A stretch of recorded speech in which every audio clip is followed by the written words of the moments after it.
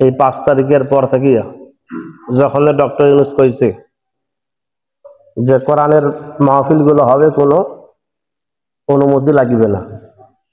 অলি গলি বাজারে বিভিন্ন জায়গায় যত মাহফিল, দিনে আর রাতে প্রচুর মাহফিল, কোরআনের মাহফিল গুলো হচ্ছে, ঠিক আছে, হ্যাঁ, কিন্তু লোকজন নাই, কোনো মাহফিলে লোকজন নেই। হ্যাঁ, শীতের দিন রাইতে, দিনও তো একটা সুবিধা আছে, লোক তা না, কারণ বক্তাগুলো তো ঘুরিয়ে ওগুলাই কত পরশুদিন তো আলোচনা শুনলাম, তার লোকজন সুবিধা একটা কোনো মাহফিলে হচ্ছে না। এরপর আল্লাহর মেহরবানি, কোরআনের আওয়াজ যত বেশি হবে তত বেশি মানুষের দীপ্তি বাড়বে, জ্ঞান বাড়বে। আলহামদুলিল্লাহ বলেন। পড়লে কোরআন করলে বয়ান, পড়লে কোরআন করলে বয়ান, দীপ্তি বাড়ে লোক সমাজে, না পড়লেও কোনো তাতে ক্ষতি নাই তো আল কোরআনের। আল্লাহু আকবার বলেন। পড়লে কোরআন পড়লে বয়ান, দীপ্তি বাড়ে, দীপ্তি মানে হলো জ্ঞান, জ্ঞান বাড়ে লোক সমাজে, না পড়লেও কোনো তাতে ক্ষতি নাই তো আল কোরআনের। কোরআনের আলোচনা করেন না নাই করেন, আপনি শোনেন না নাই শোনেন, কোরআনের কোনো ক্ষতি নেই। গোটা জাহানের মানুষ যদি আল্লাহর নামের স্লোগান করে, গোটা জাহানের প্রত্যেকটি মানুষ আল্লাহ ছাড়া আর কারো আইন মানি না, আল্লাহর ক্ষমতা যা ছিল তার সাথে আর একটু বাড়ি গেল। কথা কয় না, বাড়ি গেল। ক্ষমতা বাড়বে? ক্ষমতা বাড়বে? ক্ষমতা বাড়বে না, ক্ষমতা যা আছে তাই। আল্লাহর ক্ষমতা কমাও না বাড়েও না, তার অশেষ ক্ষমতার মালিক সে, সমস্ত কিছুর উপরে যার অবস্থান। সুবহানাল্লাহি ওয়া বিহামদিহি। দুনিয়ার সমস্ত মানুষ যদি আল্লাহর আইন মানি না, মানি না, আল্লাহ ওই দিন থেকে দল সারি দিয়ে দিবে। যাক, হইলই না যখন, এত কিছু কষ্ট করার কি দরকার, আর সারি দিয়ে পালাই, এরকম কি? নাউজুবিল্লাহ।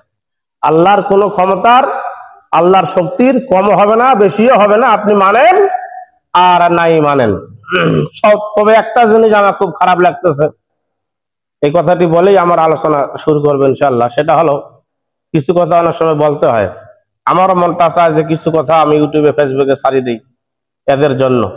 বাংলাদেশের বিশাল বড় একজন আলেম, বিশ্ববরণ্য আলেমে দিন, মুফাসসিরে কোরআন, খ্যাতি সম্পন্ন মুফাসসিরে কোরআন লেখে তার নামের শুরুতে তারেক মনোয়ার।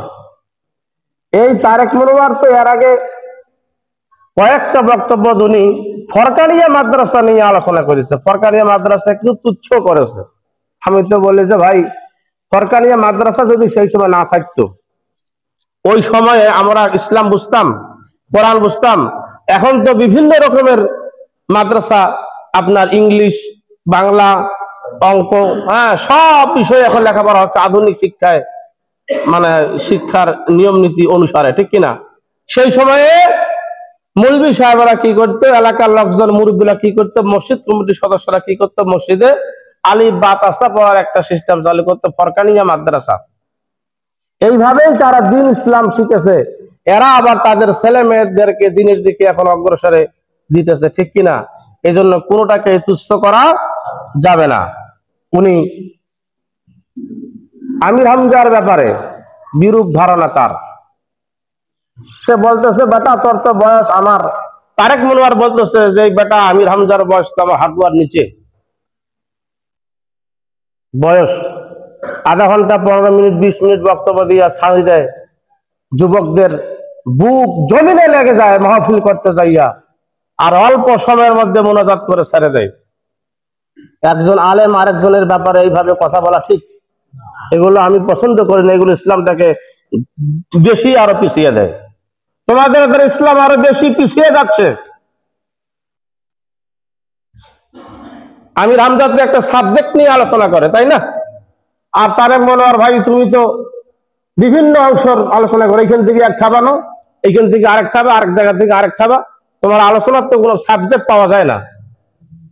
আমির হামজা আবার একটা জবাব দিল যে ভাই, আমি অসুস্থ, 3টি বছর জেলখানার ভিতরে থাকার সময়ে কোনো ওষুধ পানি আমি তখন সেইখানে পাই নাই, কোন ওষুধ আমি সেইখানে পাই নাই। বাইরে হয়ে আসার পরও যতবার ওষুধ খাই আমি, আমার মতো হইলে তো আপনার অবস্থা আরো খুব কাহিল হইতে, এরপরও তো আমি দিনের কাজ করে যাচ্ছি। আলহামদুলিল্লাহ বলেন।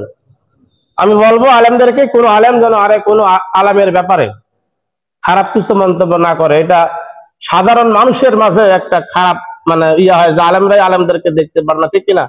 এগুলো করা যাবে না। আচ্ছা আপনারা বলেন তো, আমি এই যে এইখানে বসে কোন আলেমদের ব্যাপারে কোন রকমের খারাপ ধারণা করেছিলাম আজ পর্যন্ত? সাধারণ মুসল্লির ব্যাপারে কোনো খারাপ ধারণা আমি করেছিলাম? আমার ইসলাম প্রচার করবো, কোরআনের কথা বলবো, হাদিসের কথা বলবো, মানুষেরা আকৃষ্ট হয় ইসলামের দিকে, কোরআনের দিকে আসবে, ঠিক কিনা? তার ব্যাপারে খারাপ কোনো মন্তব্য